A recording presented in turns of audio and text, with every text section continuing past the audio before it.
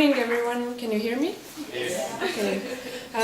Thank you for being here. I know that there are very good presentations happening at the same time, but I really appreciate you coming here to listen as well. And also I want to thank the organizers of the CARE conference for doing an amazing job, because we just organized the conference last week in Tallinn, and I can empathize with all the pressure that they are going through. But so today I'm going to be talking about starting a successful organization from scratch. And it's a pretty ambitious topic, which I was asked to speak about. I'm not sure if I would have titled it exactly like that, but here we are, so I'm going to do my best. So I come from an organization from Estonia, which is called Nähtamatud Loomad, or Invisible Animals in English. And we are a part of the Anima International organization. I'm gonna be speaking about how I started the organization a bit more than a year ago. And I'm gonna be sharing some of the tips and tricks that work pretty well for us and which might be useful for you to help even more animals. So a bit about myself. I have been active for animal rights for more than 12 years, and my experience during that time is very diverse. I have done lobby work, I have organized protests, I have done tons and tons of presentations from Europarlament to Oxford University. So these years have been really interesting. Thank you, animals. I'm doing a master's degree in sociology in Tallinn University, and I'm focusing also on the human-animal relations. And I try to read at least one book per week, so I could be even better at doing the necessary work that we all do for the animals. So I am sharing some of the knowledge I have read and experienced during this presentation as well. So, starting an organization. This can be a pretty stressful phase.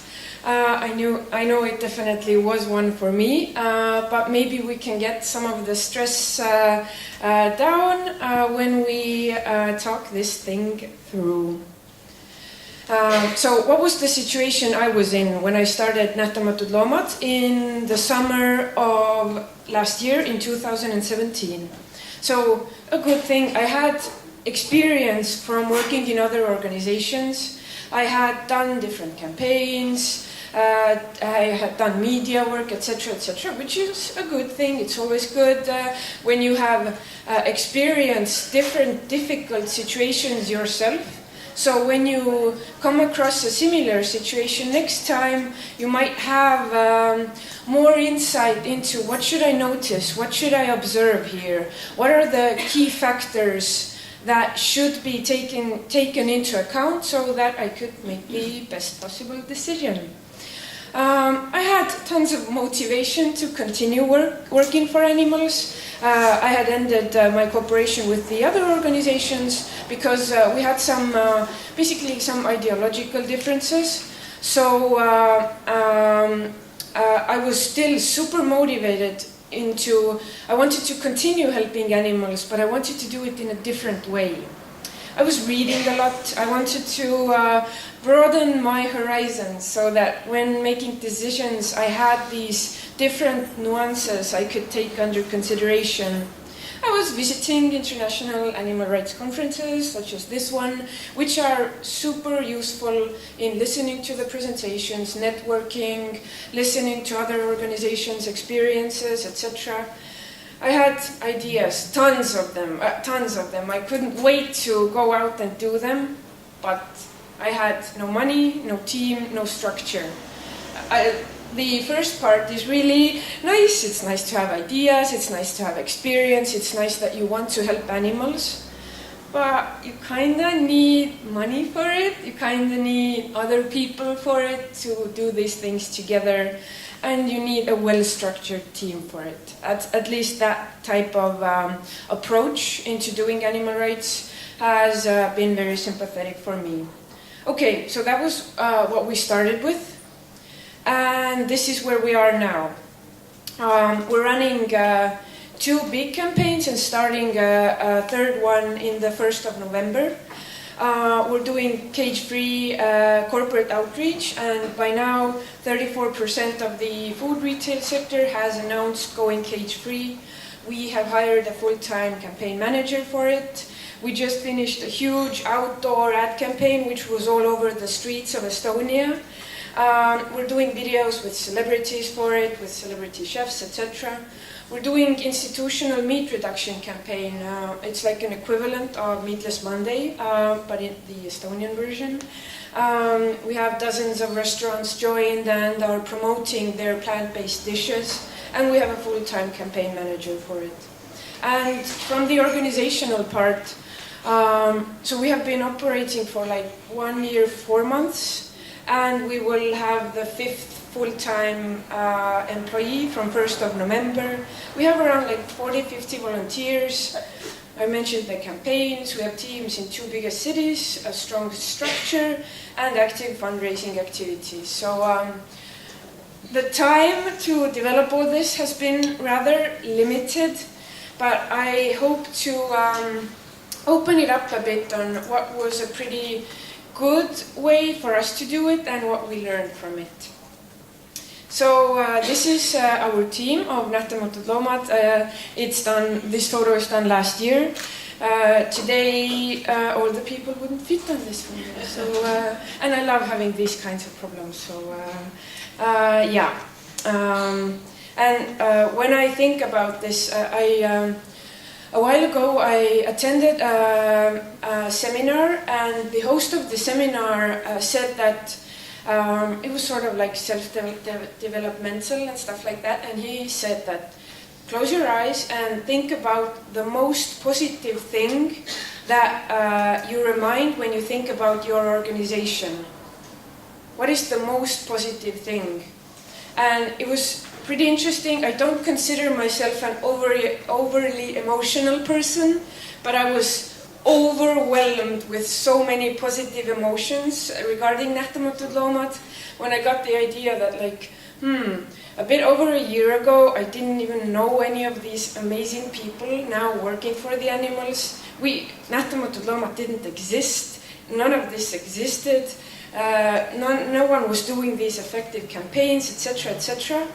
And that feels pretty damn cool. So you should do that exercise sometimes as well. It helps to bring out the good emotion which you have inside you anyway. Okay, so the starting point. When I was considering the idea of starting a new organization, there were some threats, potential risks involved, but there were also huge potential strengths. So it's a two-way thing, and it's like, where do you put the final emphasis on? So whether you're a pessimist or an optimist, maybe it's the question like that. But the risks of starting something new. There were many people who said that, Kristina, you're crazy, don't do this. This is a very bad idea. You don't have support from other people who are active in the same field in Estonia, and you need that. If you don't have that, you can't do this. There are always people like that. And there are situations where you should listen to them, and then there are situations where you shouldn't listen to them. I guess Nähtamatud Loomad is an example where don't listen to the haters. So, yeah. But there were risks of, I had no guarantee that I would find volunteers, that I would meet with these amazing people who you saw on the photo on the last slide. I had the risk of maybe no one would want to finance this, no one would want to donate to us, maybe all our project applications will fail. I had no guarantee. I had tons of hope and ideas and stuff like that, but I had no guarantee. So, and also we started with the social media page. I will speak about it a bit later as well. But I kind of had the idea that what happens that, okay, we started in June. What if one year later in June there's like 4 likes on Facebook? and these are like me and my family or something like that. Well, that could have happened. I had no guarantee. So, and another risk I was considering was that since there was no organization in Estonia doing the pragmatic messaging on animal rights, maybe I will completely fail with that. Who knows? It might happen. But yeah, okay, but what are the potential strengths which motivated me into considering them to be more important was that I wanted to bring something new and fresh into animal rights messaging in Estonia. I wanted to help animals even more with a different message. I really believe that a diversity in messaging is something that will help us forward because different people are listening to different messages. Therefore, it's good if we have a diversity. Some people are ready to go vegan. Some people are ready to reduce their meat consumption. We need them all. So I think one thing that totally motivated was motivated me was that this is an opportunity to help even more animals. How can I say no to this? Oh my God. And I also felt that this is an opportunity to bring new people into animal rights who weren't being engaged before, maybe because of the messaging or different reasons. And because I felt that learning through the experience would give me a valuable experience which I could share with others, as I am doing here today. So I guess those were the reasons that said that, yeah, go for it, do this, although people say that, please don't do this. So that was the starting point. Those two directions that were definitely on my mind and which are usually in other organizations or in other countries important ones as well. So you probably know this quote by heart and see it every day or something. But yeah, it always seems impossible until it's done. So it applies from professional sports to professional animal rights organizations. So this is definitely something I can strongly relate to, and I hope you can do the same. Because when I think back about the first days of the organization, and I think back at where we are now, I was enthusiastic, I had big dreams, but we have outdone those many times. My paid position was funded by PETA's Year of Change program, and when I wrote the first plans about the development of the organization, I had big dreams. I wrote that, yeah, we want to get 2,000 Facebook followers during 1 year. We had 4,000. We want to get 300 people on our newsletter list. We got 3,000. It becomes impossible when you. It becomes possible when you do this. So this is a really good quote by any effective animal protection activist as well. So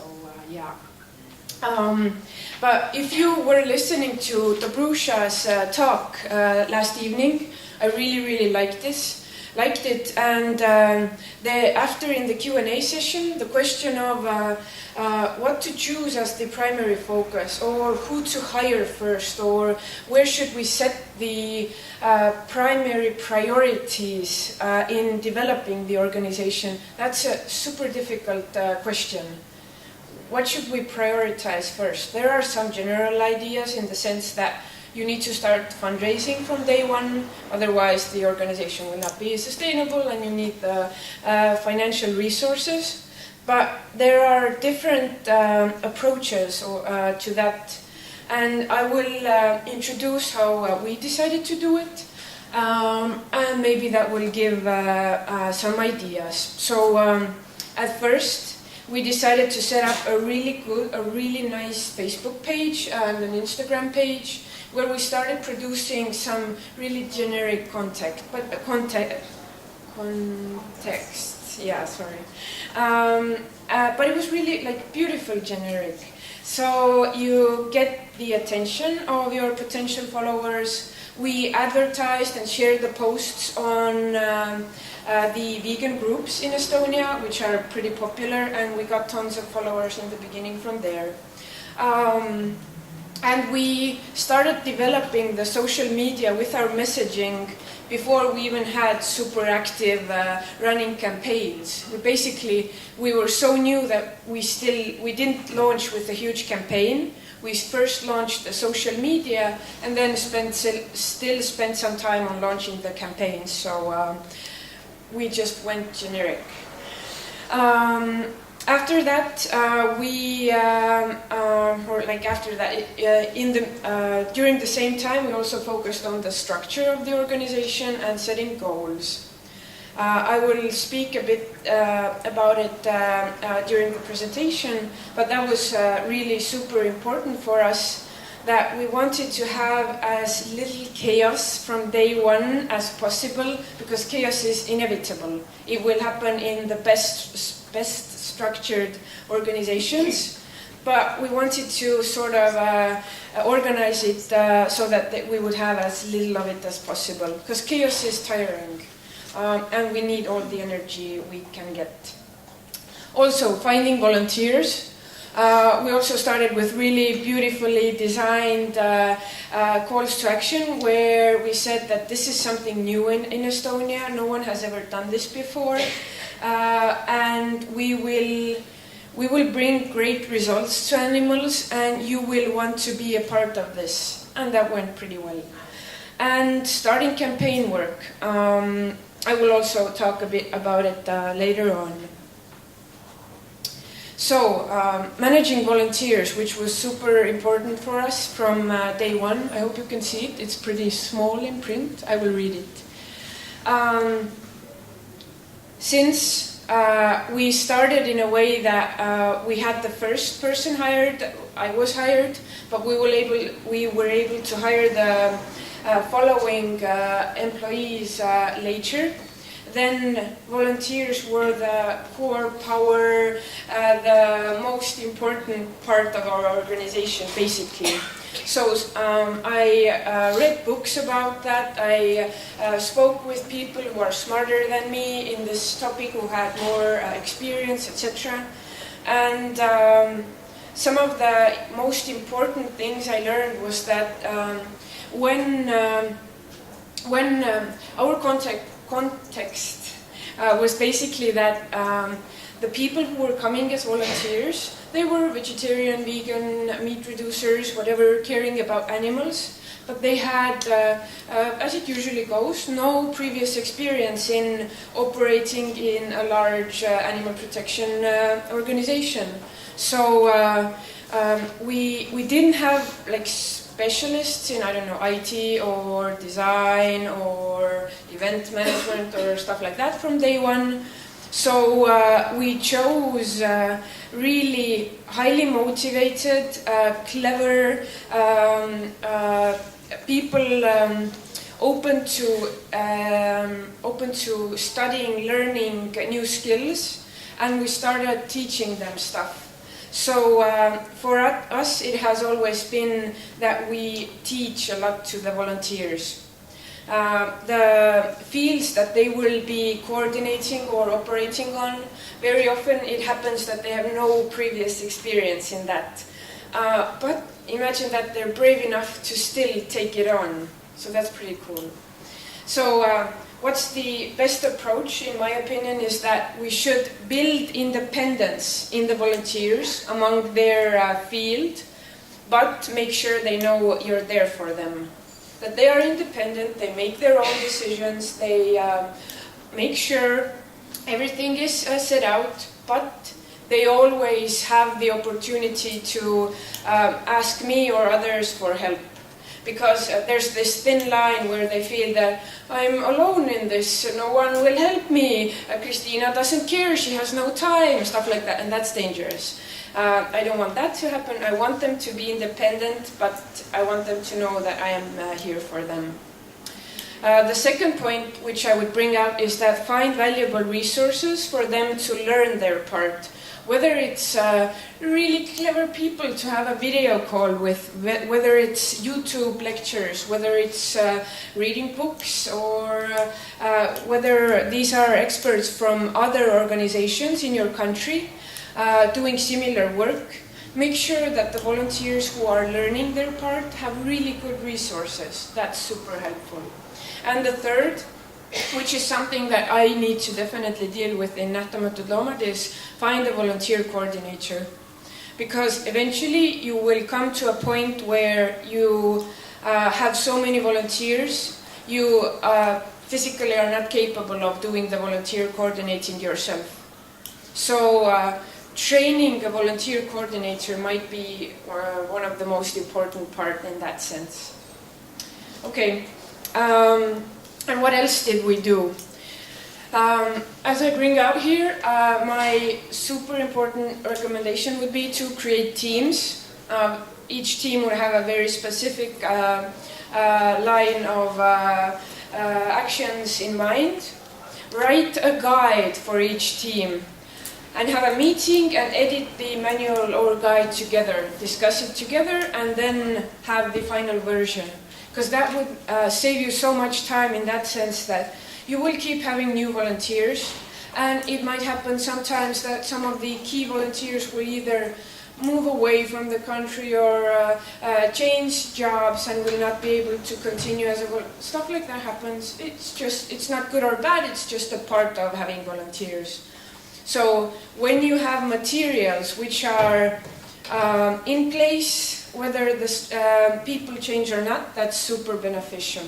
And also make sure that the volunteers of the team are engaged into the guideline, because that will help them understand everything and teach it to the members of the team. Set a leader for each team. They will take the responsibility from you and be responsible for the activities. I believe that has helped us a lot when each team has a coordinator, because then it means that there is one person who can say that, hey Mary, could you please help me with that, or could you please be responsible for that task, or something like that. Otherwise it will be that there's this thing we need to do, I don't have time for it, but I don't have any, how could I ask the others? It's human psychology, and I believe that having these middle managers is really, really beneficial, and it has helped us a lot. Now we're starting to do these leadership trainings for our volunteers, where we teach our employees and the middle leaders on more about how to delegate tasks well, how to have a good communication with other members of your team, how to motivate the people even more, etc. So team leaders are the best. So yeah. And add teams to your organization regularly when necessary as the organization grows. So the last team that I started in Nähtamatud Loomad is a team focused on marketing activities, because now we were able to do it because we have 3 volunteers who work as professional either digital marketing or media and PR and communications. So thanks to those people, we are able to start the digital marketing or marketing team as well. So the structure of the organization. As I mentioned before, I wanted to have as little chaos in the organization from the beginning as possible. And I have to admit, I did my best, but I failed a bit as well, which is okay. I learned a lot. Failing is good. The specific roles changed the world in the organization because it made the work way more effective. It lessened the confusion about, wait, who should be doing that? Is it my task or someone else? Oh, I'm really busy anyway, so I just won't do it or something. It's not a bad thing. It's just overall confusion that might happen among the volunteers. So specific roles and investing time into setting out those specific roles will really, investing time into that will bring you back a lot of time later. So yeah. and spend time in the beginning making sure everyone knows their role, which is what I just mentioned, in that sense that in the long run it's way more effective, and every 30 minutes you put into it, you might win an hour or something like that. That's not scientific, that's just an estimate. But it feels that like training people to be really good at their roles is very necessary and very useful. And update the structure as the organization grows. At one point you might not have people doing some tasks because they're very specific or they're not that high in the priority, but updating it as you go. This is a never-ending process. This molecule, or that was the wrong word probably, it keeps on growing and growing and growing. So you will be doing these steps forever. Yeah. And starting campaign work. And the whole movement of effective altruism's main recommendation is find areas where you have the most impact for animals. For example, cage-free campaigns and institutional meat reduction. That was what we went for, and that was a main reason why I wanted to start the organization, because these campaigns were not happening in Estonia before, and we really needed those. So starting with campaigns that have big impact is, first, you save a lot of animals, and second, it's super motivating for the volunteers. I will be speaking about our first campaign in a minute, but doing these sort of like campaigns with a goal which is sort of very, very far away,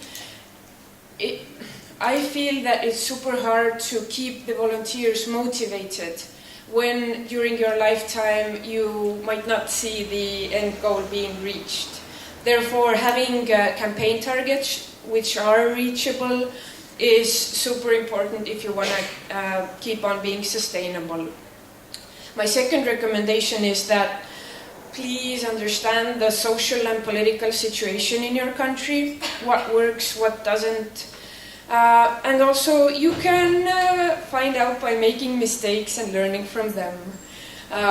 If you listen to Gabrielle's presentation yesterday, then she was also talking a lot about how the obstacle is the way, and how difficult situations can be used to your benefit. And I sign that idea wholeheartedly. And but what I mean about understanding the social and political situation in your country is that sometimes you might see that really cool activists in other countries wearing these cool black hoodies with cool signs and stuff like that, which looks cool but might not work in your country. For example, why we decided with Nähtamatud Loomad not to do protests with megaphones was that in Estonia the civil society is doing its baby steps. People using megaphones are just weird. Sorry. I hope it's different in your country. But the point is that people won't resonate with it because being active, believing in something, having strong goals, no one cares. It's just weird. Don't use megaphones, right? Yeah. So that's why that is something we decided to do completely differently. Although we kind of saw that that was what is usually being done in animal rights by some organizations, but we decided to do it differently. Also with messaging, there are some things you cannot say in some countries. I don't know. Find your friends who are sociologists or political scientists and go out for a coffee with them. Tell them your ideas and discuss it with them. They might have really good insights about that. And the third recommendation would be learn from the best. We have really, really good organizations in Europe, in America, who might have very good insight into what works well. talk with them, set up a video call. They might be busy, but they will find this 30 minutes for you. So the more time you put into preparations, the better your outcome will be. And be persistent, because victories will not come fast, even with campaigns with more pragmatic goals.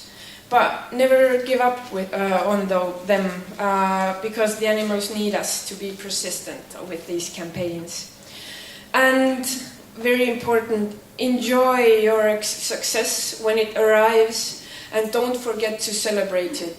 Because as you have probably heard as well, that when planning campaigns, as important as it is to do the prep work, to actually go out and do the campaign, when you win it, if you don't celebrate it, then you are missing out a key point in the campaign. Without celebration, we might cause the situation where our volunteers will, burn out or feel that, okay, we're doing, but we're not actually self-reflecting and understanding that this is actually making change for the animals. So celebrate when you have success. When we started our first campaign, it was actually the same campaign that Gabriela was mentioning. It was Rimi. We did it in all the 3 Baltic countries together. It was the first corporate outreach campaign that all of us did in our countries. And in the beginning, you need to have someone crazy enough to tell the volunteers, a part of this, that of course we will win this, of course we will, well, where the hell should I know, but you need to have that one person. And it was, as Gabriel yesterday mentioned, you probably remember that it took 4.5 months, and by that time the pretty cold Baltic winter had arrived, so it was pretty bad to do these protests regularly. But during these 4.5 months we did 67 protests in Estonia, which is pretty brave considering that it was our first campaign. We didn't have a history of success to show to people, but they still came, which is amazing. But we also chose the cage-free eggs campaign, and after Rimi announced going cage-free, we got another huge retailer pretty fast, and then a third one also pretty fast. So now, as I mentioned before, 34% of the Estonian food retail sector has announced going cage-free. And this is a really short amount of time, and we decided not to do an investigation about it, which has been a huge booster in other countries. So that was a pretty intense example. But I will give a few overall recommendations for successful practices which I have learned or tried out in my organization. I believe the motto train and trust to be really, really beneficial in that sense that invest time, which is a truly deep work time where you train the people, whether it's one-on-one campaigns manager or the team leader or volunteer coordinator or whatever position we're talking about.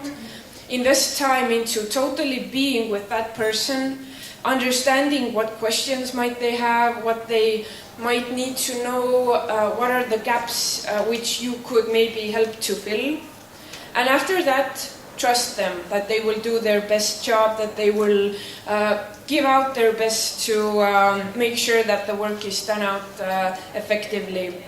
Very often you see that, which was the situation with our organization as well. So we had me, I had tons of experience, and I could have approached that, oh, I know everything, and you non-experienced volunteers, stuff like. I have actually witnessed these organizations or these kinds of situations happening in organizations, and that's not cool. Don't do that. You might have tons of experience, and that's good. Use it to your benefit. But the new and fresh volunteers coming, they might have way better insight than you will ever have, because they're coming from the outside world. Their fresh approach is really beneficial in that sense that their ideas can really bring freshness into the organization. So micromanaging is like so, I don't know, 80s or 90s. So letting the people do their work and trusting them that they will do their best is a good way to go. And coming from the same idea, but I wanted it to be written out specifically, is that don't over-control, in that sense that very often the people who start organizations are the ones with loads of experience, as I mentioned before as well. And they might get the feeling that, yeah, but I know that everything, how it should be done, etc. Or in fields where you will always see new fields where you have no prior knowledge as well. Don't think that you know the best, because you don't. It's a fact.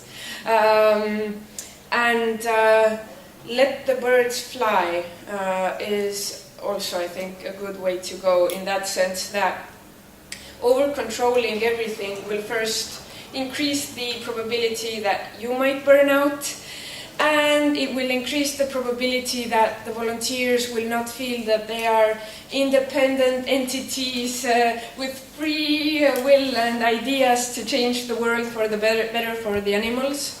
So over-controlling is something that I have also seen in organizations. I have experienced it myself a lot.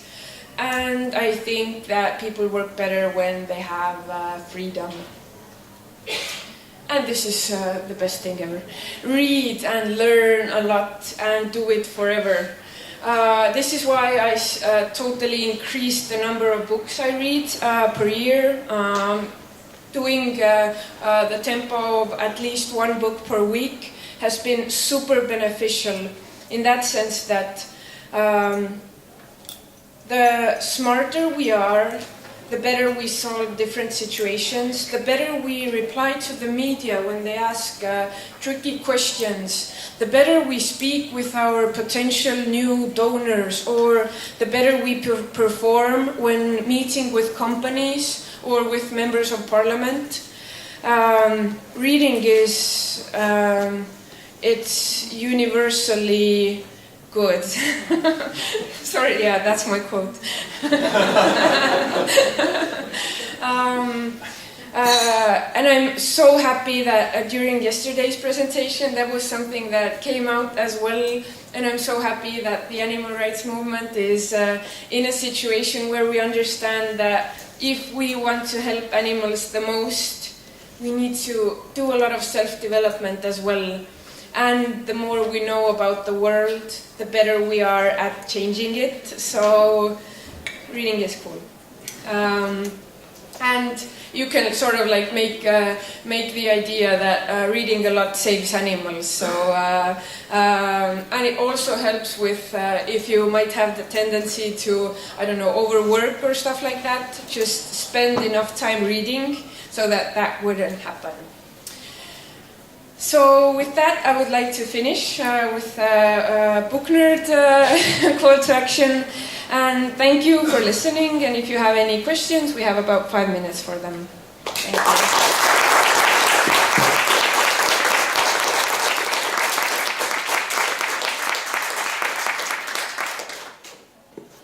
Thank you for the talk. I have two questions. The first one is maybe a short one. What channels did you go through to find volunteers? Yeah, thanks. That's a good question. We mostly used social media, and we started by advertising our volunteer application on the vegan groups. What else did we do, which was really good? We started a new vegan group, which was called Pragmatic Vegans, because we kind of felt that some of the stuff on the typical vegan groups was maybe not the type of communication that you would want to have around or stuff like that. So when we did the pragmatic vegan group, we put a lot of stuff up there as well. That was pretty useful. Whatever country you're in, you probably have active vegan groups where either they share recipes there or some animal rights related news or stuff like that. So that has been a pretty good channel for us. But what we want to be doing now is Facebook ads, targeted Facebook ads, so that we can target them really specifically. Like, what can you do there even? The bigger your country is, the better you can target followers of other animal organizations in your country. So that the people who are already into maybe cats and dogs and stuff like that, you can target them that you care about animals, come as a volunteer or something like that. So that's pretty useful that we're testing out now. And then the second question was, you mentioned that you had some failures. Would you care to share one of your big failures and what you learned from it? Oh yeah. Yeah, there have been things that we have where we have reoriented ourselves, and I think one of them is when we started our first pressure campaign.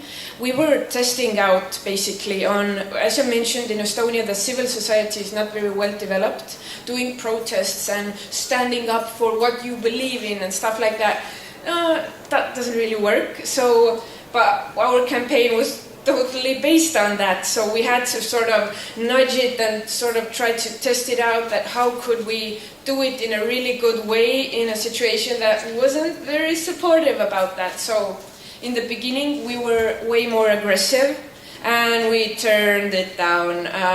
Even like 4.5 months is sort of long but sort of short at the same time. But we changed our social media posts a lot. In the beginning we tried way more aggressive, but in the end we went way less aggressive. We changed the leaflets, we changed the way we spoke to the companies, and that eventually got us to, well, it wasn't due to that got us to win the campaign. It was due to a lot of different reasons at the same time. Stuff happening in Lithuania, stuff happening in Latvia and Estonia. But that was definitely something that we knew that we were testing this out. No one had done these kinds of pressure campaigns in Estonia before. So that was a good learning point, definitely. And another one is, as I mentioned, having a volunteer coordinator. We still don't have one. We suck. No, we don't. We're doing a great job. But I feel that I could have invested more time into finding the right person from the first months already. Who knows how far we would be if we had that person. So at the moment it's getting like sort of critical because there are so many volunteers, and we really need that person. So that's a good learning point. Yeah.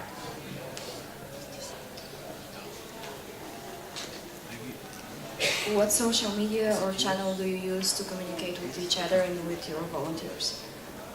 We use this program called Slack, which is quite popular among organizations. Luckily we were in a situation where we didn't need to move our volunteer communication from Facebook to Slack, because we started from day one using Slack. Yeah. And that has been pretty good. It has its ups and downs in that sense that as with email or as with social media, sometimes Slack can be, it can distract your attention when you want to be doing deep work, but you can always snooze the notifications, so it's okay. So, yeah.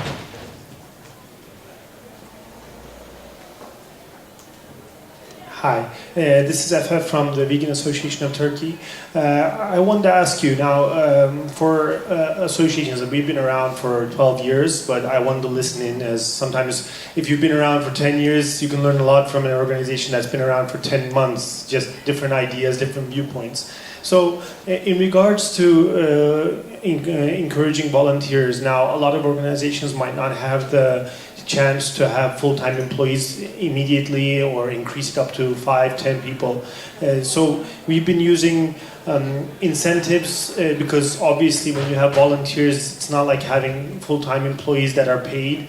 The accountability issue is a big factor. So we've been trying to provide volunteers with opportunities with our sponsors, workshops, exclusive stuff, or small gift packages, or during our events, certain perks that because obviously a lot of people should be motivated by doing the work, but sometimes it can really be a lot of work. So we feel like we get more out of volunteers if we give them added incentives. Do you have any other ideas how unpaid volunteers might be motivated to give more time, not necessarily to work half time for no money, but at least to give more time more effectively? Yeah, thanks. That's a really good question, which everyone wants to know. Like, it's a universal one, I guess. What we do, we have.